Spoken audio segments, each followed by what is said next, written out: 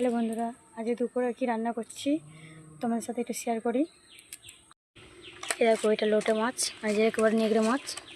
এই লোটে মাছ এই অল্প আছে বলে এটা দিয়ে আলু দিয়ে চচ্চড়ি করব। আর দেখো, গাছের পুরো কচি ঝিঙে, আমাদের গাছের পুরো কচি এই যে ঝিঙে, এই দিয়ে ঝিঙে পোস্ত করব। আর এই যে এটা কি বলো তো, এটা হলো ওল ভাতে পেঁয়াজ দিয়ে মাখাবো। এই দেখো ঝিঙে, এই যে লোটে মাছ, আর যে চচ্চড়ি ঝিঙে পোস্ত, আর এই যে ওলটা দিয়ে, আর এই যে পেঁয়াজ দিয়ে মাখাবো। আগে হয়ে যাক, তা তোমার সাথে শেয়ার।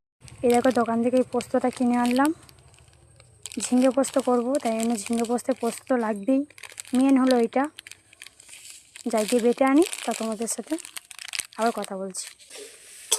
এই দেখো, লোটে মাছের এবার চচ্চড়িটা হচ্ছে, বসিয়ে দিয়েছি। তারপরে ঝিঙে আলু কষতে হবে, তারপরে ভাত লাগতে হবে।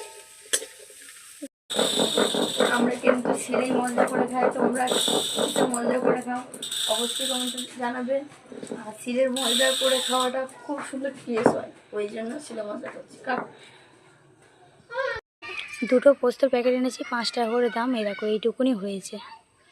তা যাই হোক, এইটাই তরকারিতে দেবো। তরকারিটা করে নিই, তো তোমাদের সাথে ভিডিও করে দেখাবো তরকারিগুলো কেমন হয়েছে। এই দেখো, ভাতটা বসিয়ে দিয়েছি, এবারে ওল দিয়ে দেবো, কারণ চালটা বেশি ফুট খায় না, তাড়াতাড়ি হয়ে যায় চালটা, ভাত তাড়াতাড়ি হয়ে যায়, ওই জন্য যে ওল দিয়ে দিলাম। আর তোমরা ভাবছো যে, অনেকেই ভাবছো যে এই হাঁড়ির এই যে আমাদের ধারে এই ছাই মাখেছি কেন। ছাই মাখালে কী হয় জানো, যে কালিটা পড়ে, ওই যে হাঁড়ির পথে যে কালিটা পড়ে, সেই কালিটা ওই ছাই মাখালে তাড়াতাড়ি কালিটা উঠে যায়, মাজলে ছাই দিয়ে কালিটা উঠে যায় বলে, ওই জন্য আমাদের এখানে ছাই মাখিয়েই রান্না করে। ওই জন্য আমি ছাই মাখিয়ে রান্না করলাম। আর কালকে খুব বৃষ্টি হয়েছে, ওই জন্য উনুনটা ধরাতে খুব কষ্ট হয়েছে, রান্না দেরি হয়ে গেল।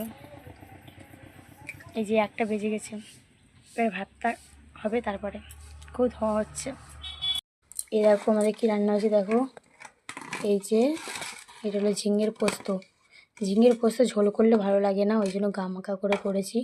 তোমার দাদাভাই খুব খেতে ভালোবাসে। এই যে লোটে মাছের চচ্চড়ি, দুটো কেমন লাগছে তোমাদের কালারটা অবশ্যই কমেন্টে জানাবে। এটা পুরো গামাখা করেছি, কারণ ঝোল বেশি ভালো লাগে না এইসব তরকারি, গামাখা করেছি। এই যে সোনু